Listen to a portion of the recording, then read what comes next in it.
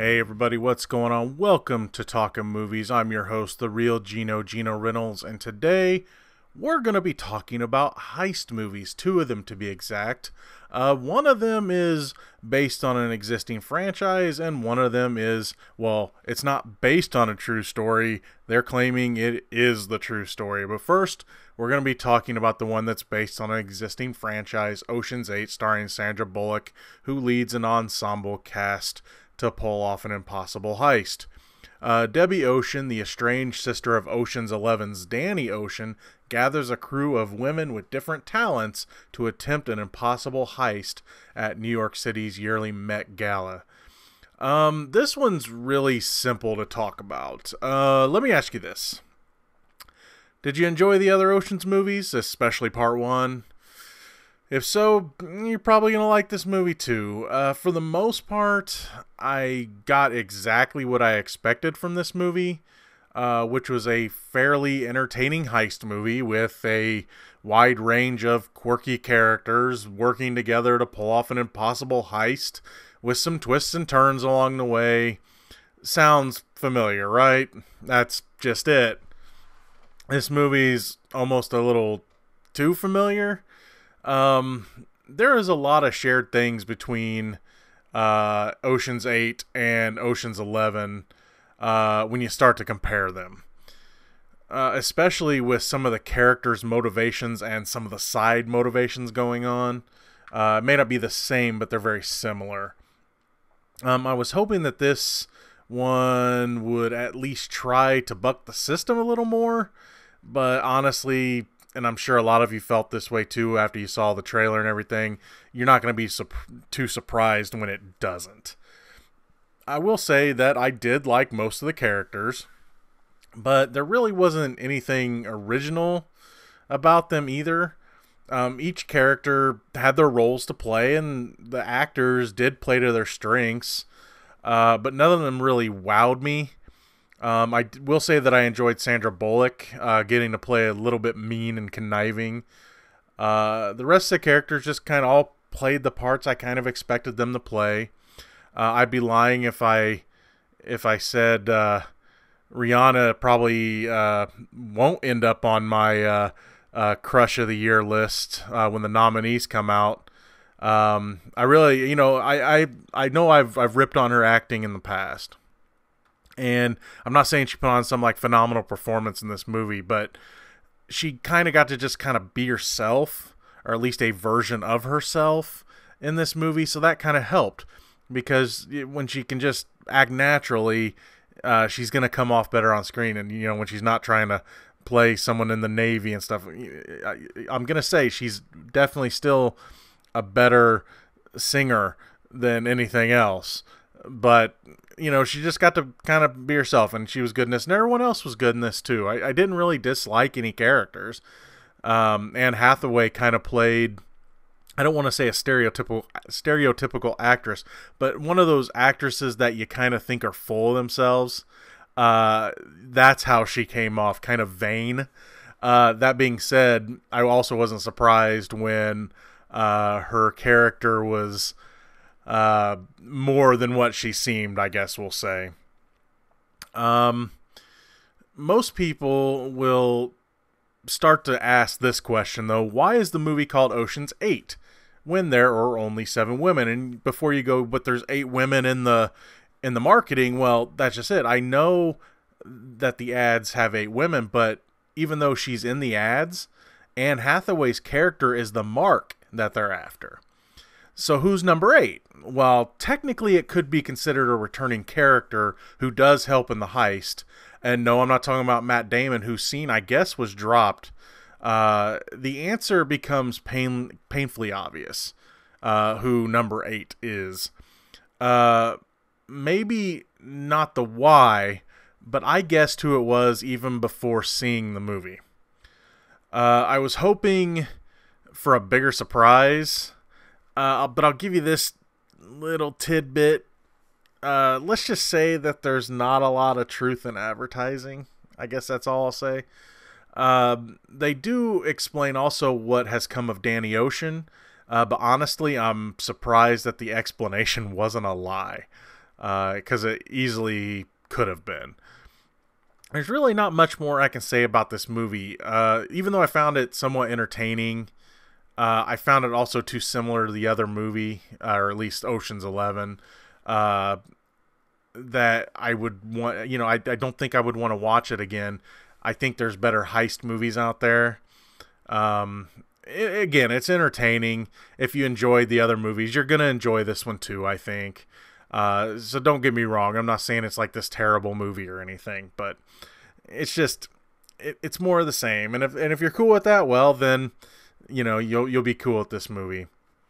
Now, as a transition here, I will say this. The characters in the next movie I'm going to be talking about may have watched Ocean's 8 in training if that movie had existed at the time.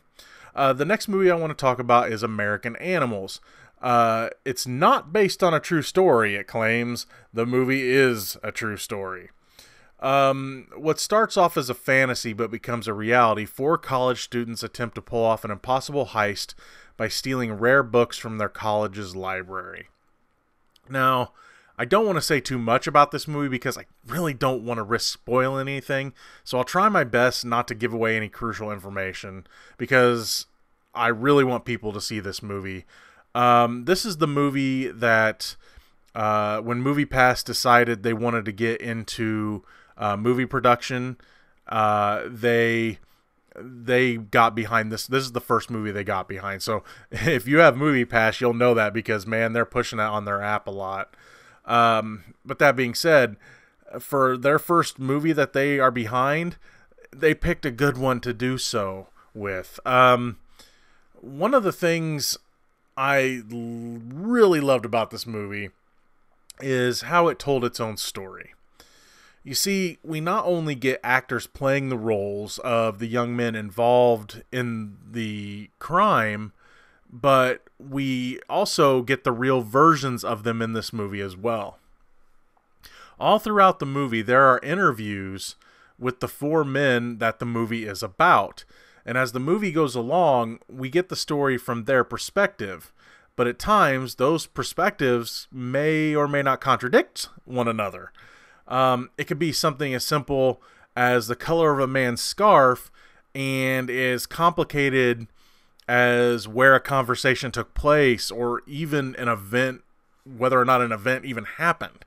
There are even times where a character talks to the real, like the actor talks to the real like version of that character as the show is in her thoughts. There's a scene where one of them's sitting in a car and he kind of looks over and there's the real him sitting there, and I can't remember what he asked. He's like, "Did you just hear that?" or something like that, or "What did I just hear?" or something.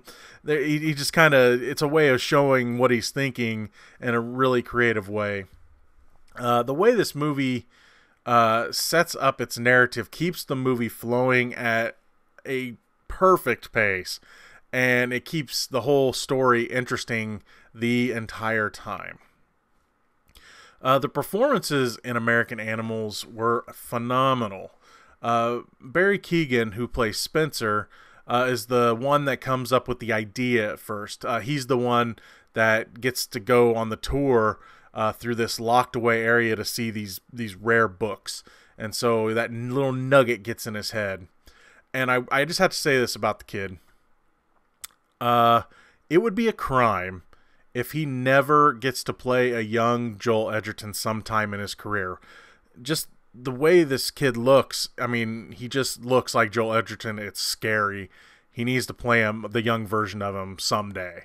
Evan Peters plays Warren, who really gets the ball rolling and makes the other characters believe that they can pull the heist off. His biggest strength in this movie is his spontaneity. It's his, what's the best way to put this? His focus is kind of all over the place, but then again, is it really? It's really hard to explain why this character is interesting. But yeah, he's the one that makes the other characters believe that this could actually happen. They can make this work. Jared Abramson plays Eric, who is the quote-unquote logistics guy, as Warren calls him. And Blake Jenner, who most people would know from Everybody Wants Some and The Edge of 17, plays Chaz, who I guess you can call the driver and the unstable muscle of the group. He reminded me, look-wise anyway, of a young Ben Affleck in this for some reason. All these actors together work really well off of each other, whether it be times of happiness for them or times of great stress for them. Especially Keegan and Peters, who spend most of the movie together. The last thing I want to say about this movie, again, I don't want to spoil too much, so I don't want to risk saying too much. I want to say how I liked that this movie showed both sides of how these guys saw what they were going to do. When preparing for the crime, they study how to do it on the internet and by watching heist movies. It's almost a game to them in a way. The characters keep talking about, how not everyone can do something big in their life, and this could be their thing. And there's this running gag in it. Also, when it comes to studying movies, there's this running gag about Reservoir Dogs. And one of the characters makes a funny comment about Tarantino. Actually, it's one of the real people, not the actors. Makes a funny comment about Tarantino when they're talking about Reservoir Dogs. So, of course, they give themselves the code names for the heist. And while it's funny at first that one of them is, of course named Mr. Pink, later it comes up and it's not so funny because that character really never found it funny in the first place. And it leads to actually a pretty tense scene. Like I said, see, to them, while the whole heist almost seems like a game to them, we get to see how each of them feels and acts when they finally realize that this is not a game. It's not a movie. This is real life. We not only see that reflected in the actors' performances, but in the real life versions as well.